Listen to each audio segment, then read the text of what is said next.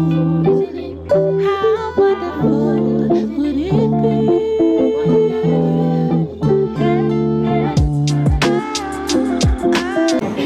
Assalamualaikum warahmatullahi wabarakatuh.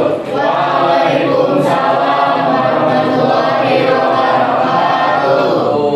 Perkenalkan, kami dari kelompok 3 ingin mempresentasikan hasil observasi kami mengenai keadaan sampah di lingkungan sekolah. Lalu rencana kami untuk mengolah sampah ke depannya bagaimana? Pertama-tama kami akan memperkenalkan diri terlebih dahulu. Perkenalkan, nama saya Rima Rahmawati. Nama saya Nidya Muhammad Arikin. Saya Sakila. Saya Lendi. Saya Muhammad Fabian Kurniawan. Penjelasan pertama akan dijelaskan oleh Nidya. Nah, pengertian sampah. Sampah adalah sisa kegiatan sehari-hari manusia atau proses alam yang berbentuk padat atau semi padat berupa zat organik atau anorganik, bersifat dapat terurai atau tidak dapat terurai yang dianggap sudah tidak berguna. Nah, jenis sampah terbagi menjadi dua, yaitu sampah organik dan anorganik. Nah, sampah organik adalah sampah yang berasal dari sisa-sisa organisme makhluk hidup, baik manusia, hewan, serta tumbuhan. Nah, yang kedua, sampah anorganik. Sampah anorganik adalah sampah yang dihasilkan dari bahan-bahan non-hayati, baik berupa produk sintetik maupun hasil proses teknologi pengolahan bahan tambang. Yang pertama, di depan gerbang, yaitu banyaknya sampah organik seperti daun kering di pojok dan di pinggir tembok-tembok. Yang kedua, di taman, yaitu terdapat sampah yang banyak didominasi oleh sampah organik seperti daun kering.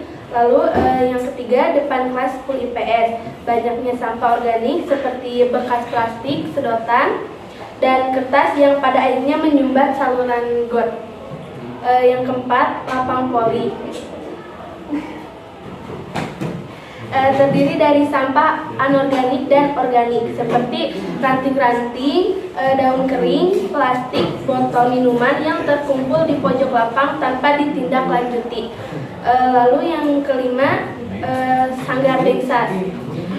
Di dalamnya banyak sampah organik dan anorganik seperti daun kering, ranting, plastik, kresek, sedot-sedotan karena kan tempatnya sudah tidak dipakai, terbengkalai gitu. Lalu yang keenam, di masjid, banyak sampah anorganik seperti tisu dan kapas berserakan di area masjid. Yang ketujuh, toilet siswa 11 IPS. Terdapat sampah anorganik seperti banyaknya tisu di dalam WC gitu. Lalu yang kedelapan, lahan dekat kantin. Selanjutnya kita mengamati di area dekat kantin banyaknya sampah anorganik dan organik. Kalau yang organiknya itu ada ranting-ranting, dedaunan kering, dan juga plastik. Dan juga ada di lapang basket. Di area lapang basket ini areanya cukup bersih, tapi pinggir-pinggirnya itu ada sampah anorganik ya kan, ya seperti plastik, bekas jajanan siswa-siswi. Yang ke-10 ada lapang utama. Di sini areanya terlihat cukup bersih, tetapi pinggir-pinggir itu ada sampah organik seperti ranting-ranting, dedaunan kering, dan juga ada sampah anorganik juga seperti botol plastik, kresek, dan lainnya. Yang selanjutnya ada di kelas 11 MIPA yang di depan ya. Ini terdapat ada sampah anorganik yaitu plastik. Nah, di sini masih banyak orang yang kurang kesadarannya ya akan membuang sampah kepada tempatnya begitu. Yang selanjutnya ada lorong dekat lab komputer. Nah, di sini areanya memang terlihat cukup bersih karena terdapat banyak titik sampah, tetapi ada meja-meja bekas di sini yang mengganggu penglihatan kita. Dan saran kelompok kami, ini meja-meja bekas seperti ini digunakan saja. Yang selanjutnya ada ini tempat pembakarannya di dekat toilet belakang kelas 11 MIPA 3. Itu terdapat banyaknya sampah anorganik dan organik juga. Kalau organik itu ya bekas Dedaun kering, background juga, bekas jamur, juga ranting-ranting dan anorganik juga ada sampah jajanan siswa-siswi, botol plastik juga. Terus yang ke-14, toilet tampang basit yang di sebelah sana. Ini toilet perempuan. Di sini tuh yang kamar mandi yang sudah tidak terpakai, menurut saran kelompok kami, toilet ini dihidupkan kembali dan sampah yang ada di sana ke tempat sampah ini. Terus yang ke-15, bagian belakang sebelah simpanan yang di sana. Ada terdapat banyak sampah organik seperti dedaun kering dan ada juga bambu-bambu yang sudah tidak terpakai. Lalu ada saran atau evaluasi fasilitas. Yang pertama, diperbanyak tempat sampah di setiap sudut sekolah. Seperti di depan taman itu kurang tempat sampah. Lalu ada gazebo, adakan gazebo tempat membaca atau berdiskusi. Yang ketiga, lapang basket dan voli diperbaiki dan dicat ulang. Pintu toilet masjid diperbaiki. Yang kelima, perbanyak keran toilet siswa. Lalu, proses pengelolaan sampah di sekolah. Belum. Menurut kami sebagai pelajar Pancasila, sampah yang berserakan di sekitar lingkungan sekolah harus diatasi secara bersama-sama. Sama-sama tersebut ada karena kurangnya kesadaran akan pentingnya menjaga kebersihan.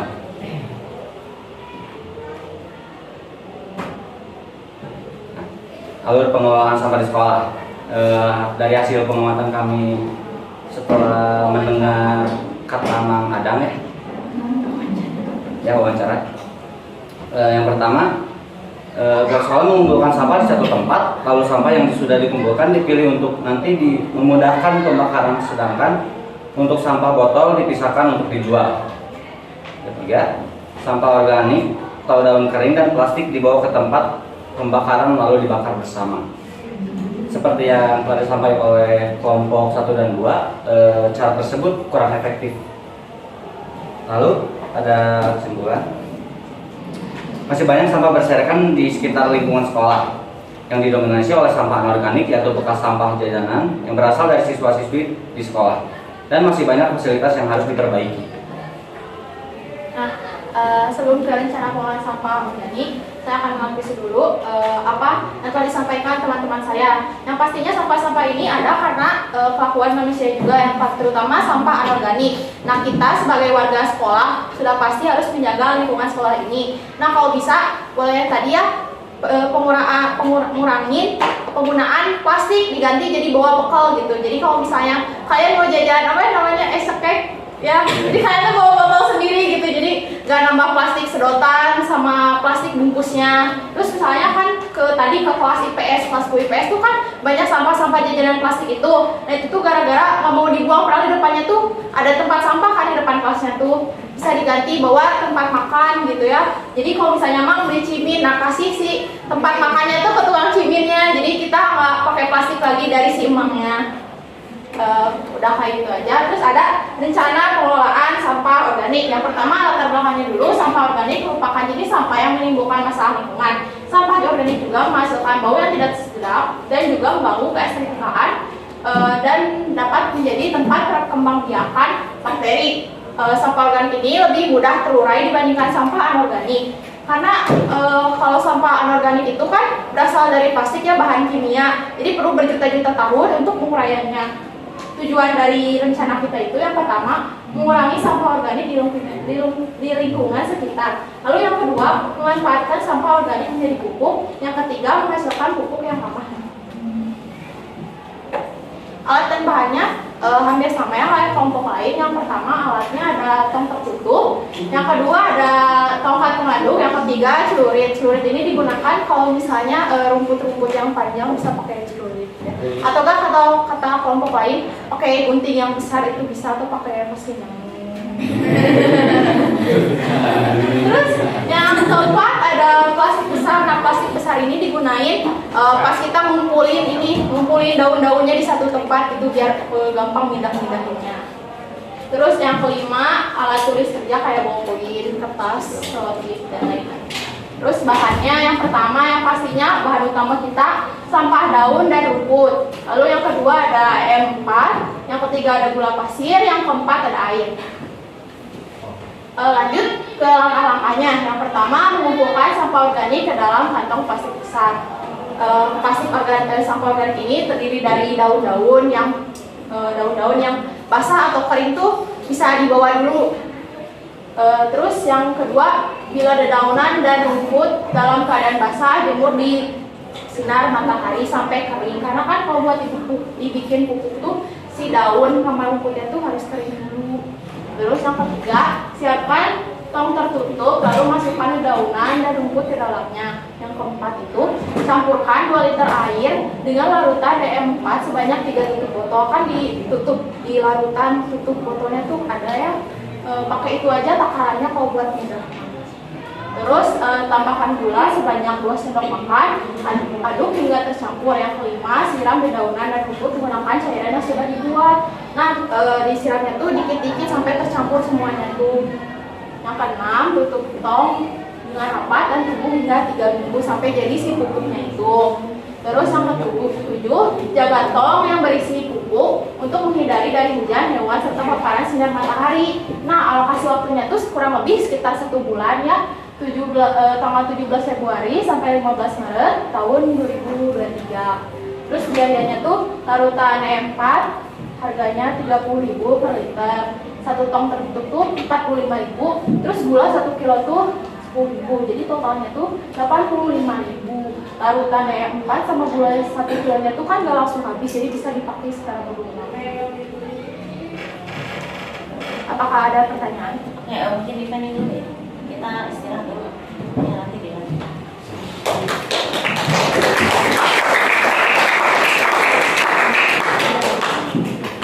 Sekian dari kami. Terima kasih sudah memperhatikan. Wassalamualaikum warahmatullahi wabarakatuh. Waalaikumsalam.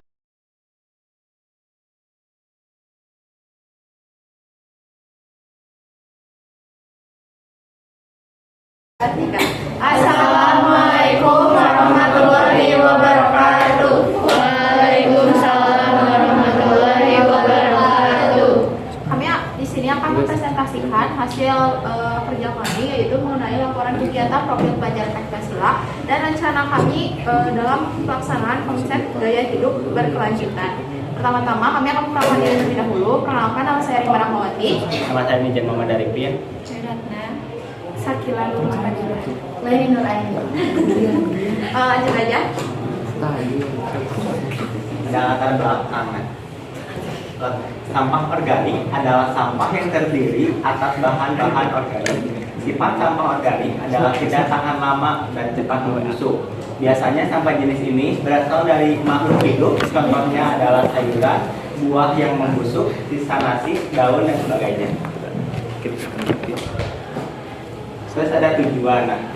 Kegiatan ini bertujuan untuk memanfaatkan sampah organik seperti dedaunan dan rumput kering menjadi pupuk organik yang ramah lingkungan, sehingga nantinya tidak akan ada lagi sampah organik yang menumpuk di lingkungan sekitar.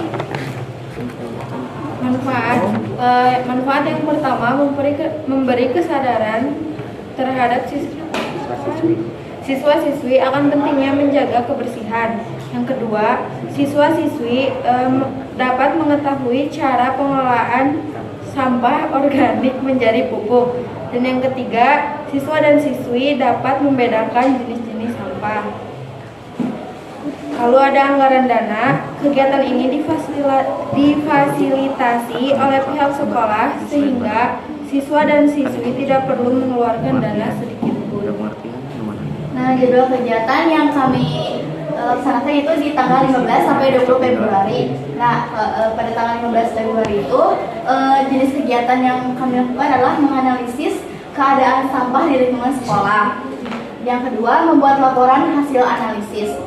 Terus juga yang kedua ada 16 Februari atau Kamis. Jadwal kegiatannya yang ke-1 membuat rencana pengelolaan sampah organik. Yang kedua, mempresentasikan hasil rencana pengelolaan sampah organik dan mereview kelompok lain.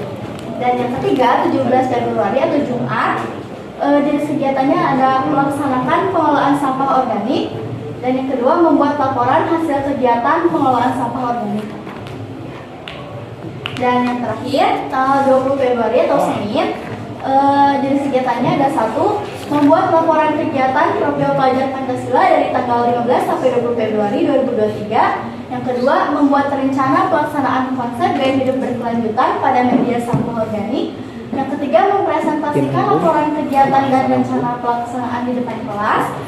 Yang terakhir, mengunggah video presentasi dari awal kegiatan sampai akhir.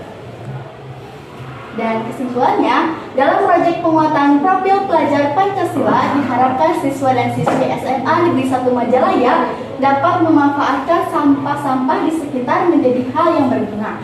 Salah satunya sampah organik yang dijadikan sebagai pupuk yang ramah lingkungan. Lalu rencana pelaksanaan konsep gaya hidup berkelanjutan. Yang pertama, gaya hidup berkelanjutan dapat diartikan dengan gaya hidup yang ramah lingkungan, di mana kita berupaya membuat bumi menjadi lebih baik serta mencegah terjadinya perubahan iklim yang ekstrim. Lalu tujuannya yaitu yang pertama, mendorong siswa atau siswi untuk lebih bijak dalam menggunakan energi, lebih memilih energi yang terbarukan. Yang kedua, menumbuhkan rasa kecintaan terhadap lingkungan sekitar. Yang ketiga, melindungi masa depan dengan melakukan gaya hidup berkelanjutan. Lalu yang cara menerapkan gaya hidup berkelanjutan, yang pertama yaitu memilah sampah, yang kedua mengolah sampah dengan baik dan benar, yang ketiga mengurangi penggunaan plastik, yang keempat menanam pohon, dan yang terakhir menghemat energi.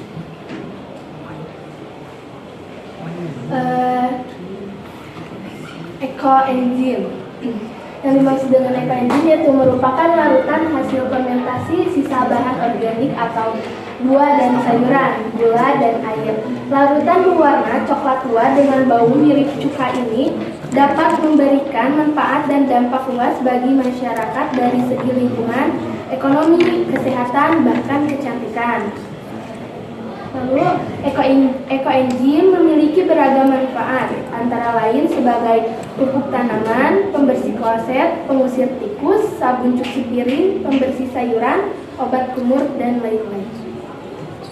Nah, selanjutnya ada tahapan cara membuat ekoenzim. Ekoenzim ini kan terbuat dari sisa-sisa sampah anorganik berupa kayak misalnya kulit buah atau enggak kayak sisa-sisa mama kalian masak gitu ya, kayak sayuran-sayuran yang terbuang tuh sebenarnya bisa digunakan lagi, jangan dulu dibuang dan nantinya bakal jadi sampah. Nah, cara membuatnya itu cukup sederhana. Caranya yang pertama, mencampurkan air atau sisa buah atau sayuran yang sudah dicuci bersih dan gula ke dalam sebuah wadah tertutup.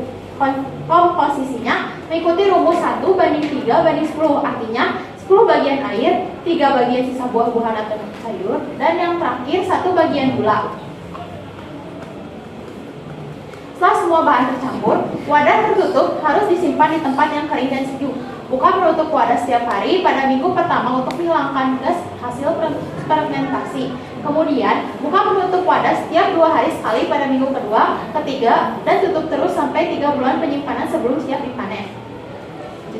Nah, ini salah satu contoh. Kita bisa lihat ini hasil dari ekoenzim. Ekoenzim ini tadi udah disebutkan, sangat bermanfaat, bisa digunakan sebagai apa aja, kayak pembersih kloset ataupun pupuk juga bisa. Kan tadi kalau misalnya kelompok 5 tuh kan dari daun-daun. Nah, kita mah bisa dipakai dari si buah-buahan dan sayuran sisa. Apakah ada pertanyaan?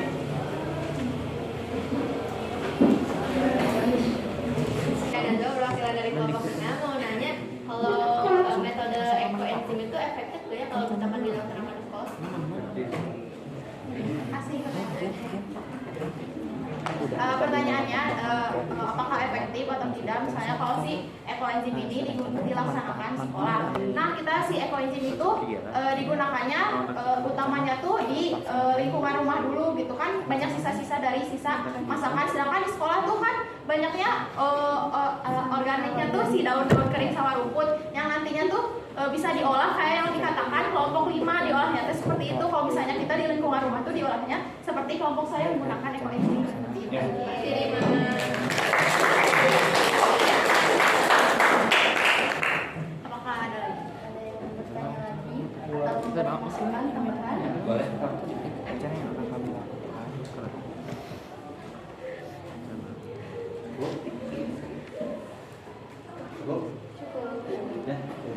Baik, terima kasih. Kami tutup sekian saja. Wassalamualaikum